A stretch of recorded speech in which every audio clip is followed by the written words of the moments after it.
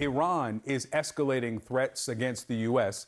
That's after President Trump offered his support to Iranian protesters as anti-regime demonstrations continue to rock Iran. The president posted on social media yesterday, Iran is looking at freedom perhaps like never before. The U.S. stands ready to help. In response to Trump's comments, Iran's parliament speaker told Trump that U.S. military and shipping centers would be considered targets. And this morning, the New York Times cites that multiple U.S. officials are saying that the president has been briefed on options for possibly striking Iran.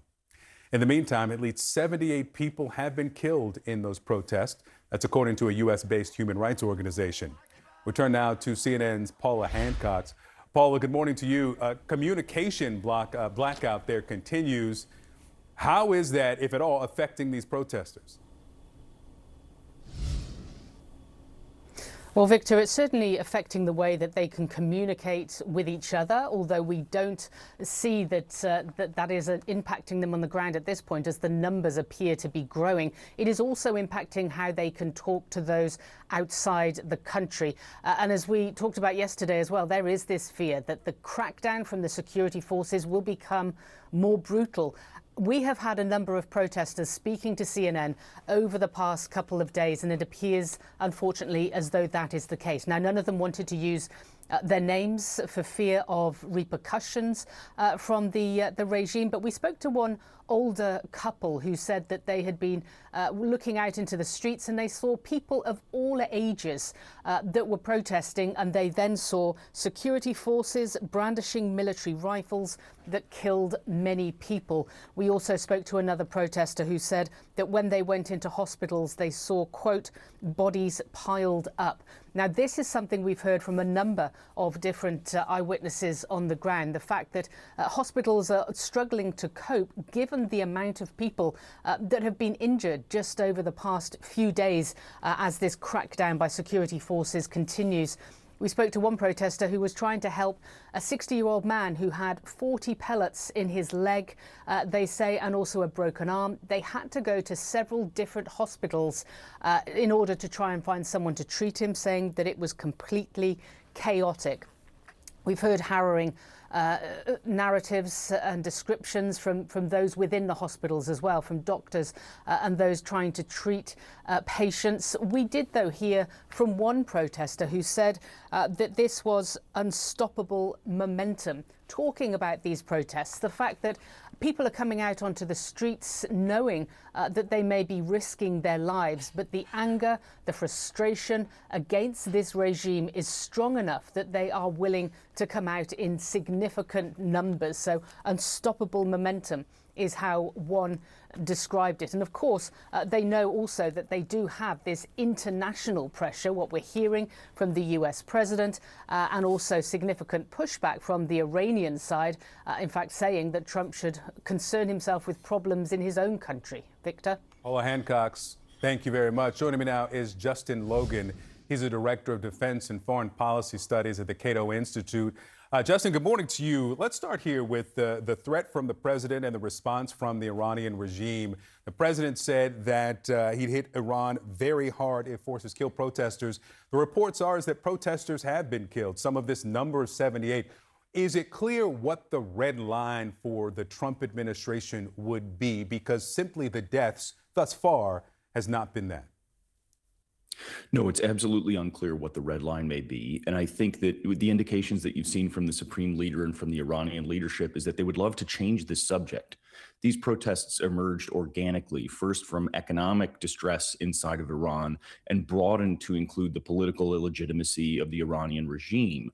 When American bombs start dropping, there's always the risk that the subject changes from Iranians' discontent with their own people to what about all the bombs falling around us too? So I think there's a real danger here were Trump to engage in some sort of large-scale military action, that could succeed in changing the subject and inadvertently relieving some pressure on the regime itself. New York Times is reporting that the president has been briefed on military options for strikes in Iran. This isn't like striking the Iranian nuclear program, where those targets are easily identifiable. What's plausible that gets to the support of the Iranian people, those protesters? So anything is plausible, I regret to say, but I think that leadership nodes, key paramilitary installations, places where the people who are brutally putting down these protests are convening. The intelligence is always a question here, right? You're not targeting, as you pointed out, nuclear sites that are clear. We know where they are and fixed.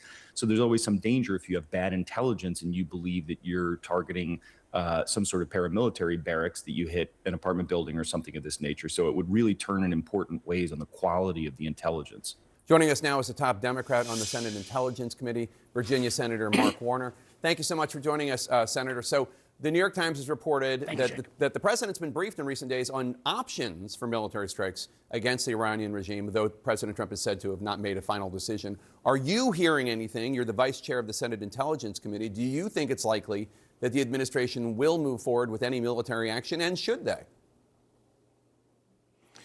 Well, Jake, first of all, the Iranian people want to get rid of this awful regime. We stand with their courage. We don't have great visibility into Iran, and Iran has shut off the internet over the last few days. But if we step back for a moment, Jake, let's look at this. This president, in less than 1 year in office, has used the American military to launch strikes in 6 different countries: Syria, Iraq, Iran, Yemen, Nigeria, Venezuela. He's got 20% of the American fleet off the coast of Venezuela, blockading that country.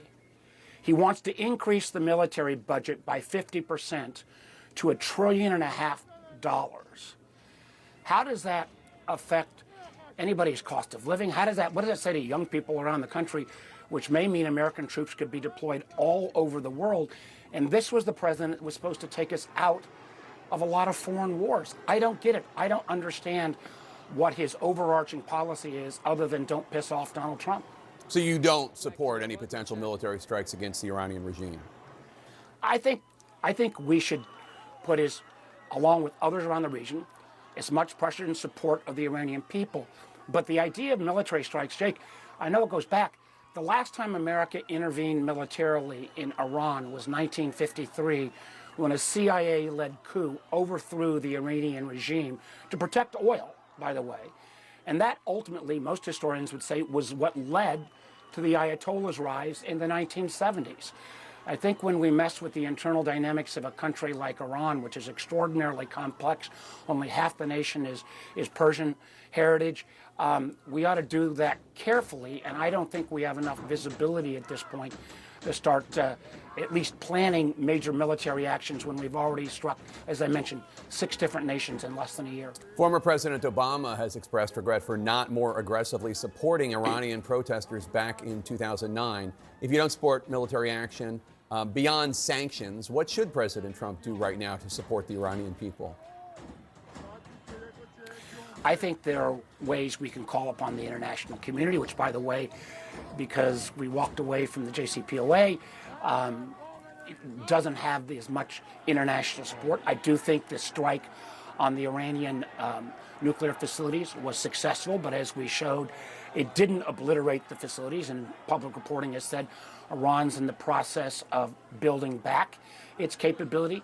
But the idea, and I want to know what the president's talking about. Is he simply talking about another airstrike? Is he talking about boots on the ground in Iran to take out military facilities? When we've already, again, remember, we've got 20% of the fleet off the coast of Venezuela at this point, maintaining a blockade. Yeah. So the Ford, which is the aircraft carrier down there, it's supposed to be deployed to the Middle East. Even America, with its amazing military presence, and our military did extraordinary in Venezuela, we get stretched pretty thin.